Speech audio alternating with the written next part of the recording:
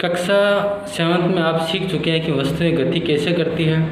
क्या आप बता सकते हैं कि हम ये कैसे निश्चित करते हैं कि कोई वस्तु दूसरी वस्तु से अधिक तेज़ी से गतिशील है? किसी वस्तु द्वारा एकांक समय में चलेगी दूरी क्या सूचित करती है?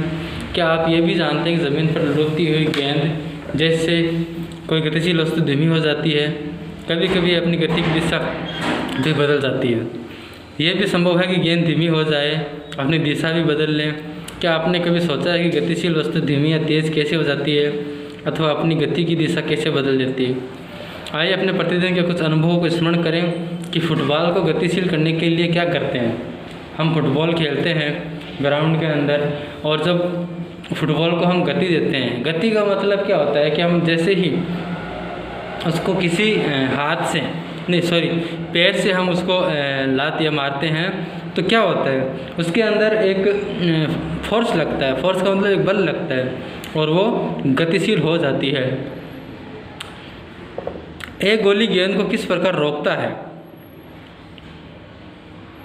हॉकी का खिलाड़ी हॉकी से प्रहार कैसे करता है?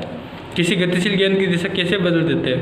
क्षेत्ररक्षक बल्लेबाज द्वारा हिट की गेंद को कैसे रोकता है?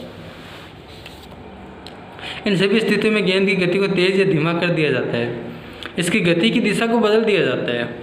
हम प्रायः कहते हैं कि जब किसी गेंद को धक्का देते हैं, फेंकते हैं, ठोकर मारते हैं या प्रहार करते हैं तो उस पर बल लगाया जाता है। बिना बल के कोई भी वस्तु गतिशील नहीं होती। बल क्या है? जिन वस्तुओं पर लगाया जाता है, जिन वस्तुओं पर यह लगाया जाता है उन पर क्या प्रभाव डालता है, इस अध्याय में हम ऐसे ही प्रश्नों के उत्तर खोजेंगे।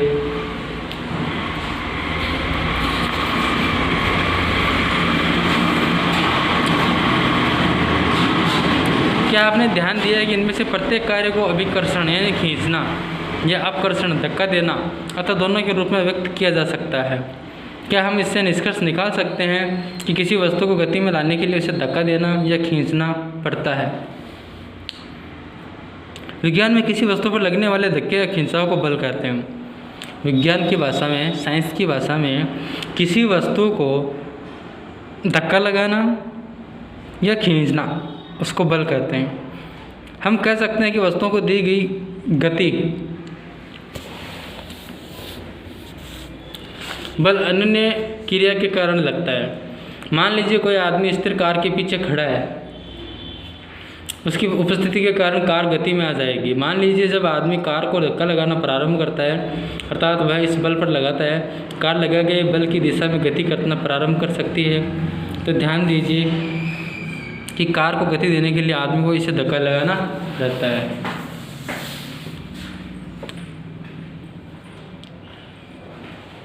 तीन स्थितियां दर्शाता है जिसमें संभव है आप परिचित होंगे। इन स्थितियों में कौन खींच रहा है और कौन धक्का दे रहा है। दोनों लड़कियों को एक दूसरे को धक्का देती है प्रतीत होती है, जबकि लड़कियों का युग्म एक दूसरे को खींचने का प्रयत्न कर रहा है। इसी प्रकार गाय तथा आदमी दोनों एक दूसरे को खींचते प्रतीत होते हैं। यहाँ पर दर्शाया है कि दोनों स्थितियों में लड़कियाँ एक दूसरे पर बल लगा रही है। क्या यह बात आदमी तथा गाय पर भी लागू होती है? इस उदाहरणों में हम निष्कर्ष निकाल सकते हैं कि बल लगाने के लिए कम से कम दो वस्तुओं में अन्योन्य क्रिया होनी आवश्यक है। इस प्रकार दो वस्तुओं के बीच अन्योन्य क्रिया के कारण उनके बीच बल लगाता है। बल की खोजबीन, बलों की खोजबीन। आइए बलों के बारे में कुछ अधिक सीखने का प्रयत्न करते हैं। तो देखो यहाँ पर देखो फोर्स लगा रहा है, दो आदमी हैं, एक साइड से फोर्स लगाएंगे तो जो गति है वो तेज़ हो जाएगी, और अगर हम दोनों साइड से लगाएंगे तो उसमें कोई बल नहीं होगा। क्या आपने कभी रस्साकसी का खेल देखा है? इस खेल में दो टोलियाँ एक रस्से को विपरीत दिशा में खींचती है। दोनों टोलियों के सदस्य रस्से को अपनी दिशा में खींचने का प्रयत्न करती है। कभी कभी